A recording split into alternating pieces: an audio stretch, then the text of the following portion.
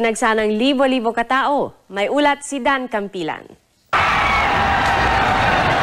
Sinimulan sa fun run ng GMA Kapusong Foundation ang mga aktibidad ngayong araw dito sa Cebu. Nilahukan ito ng mahigit 2,000 runners. May tuturing na pinakamalaking pagtitipon ng mga runners ang Kapuso Fun Run 3.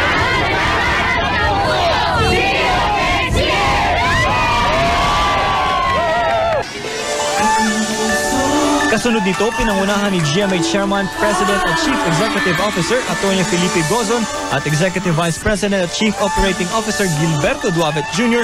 ang pagbubukas ng mga booth sa iba't ibang shows ng entertainment TV. Nagkaroon din ng pagkakataon ng mga Cebuano na magpa-picture sa mga Kapuso stars na dumayo dito sa Cebu City Sports Complex. Mga biritan at sayawan ng SOP at SOP Gigsters naman ang kanilang napanood ng live at nakipagtsikahan sa pinaka-latest sa showbiz balita kasama mga host ng S-Files. Bilang pagtatapos naman ng piyestang pagtitipon, isang fireworks display ang nasaksihan kaninang alas 7 ng gabi sa Cebu City Sports Complex.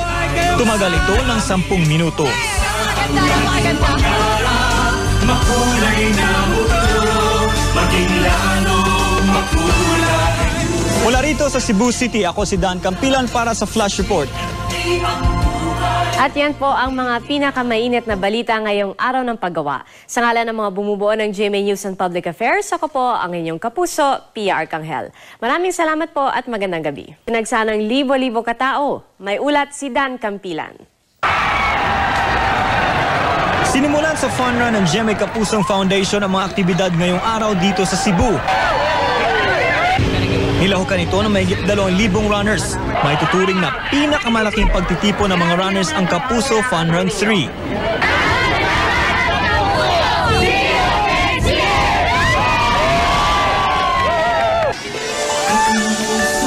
Kasunod nito, pinangunahan ni GMA Chairman, President at Chief Executive Officer Atty. Felipe Gozon at Executive Vice President at Chief Operating Officer Gilberto Duavet Jr. ang pagbubukas ng mga booth sa iba't ibang shows ng entertainment TV.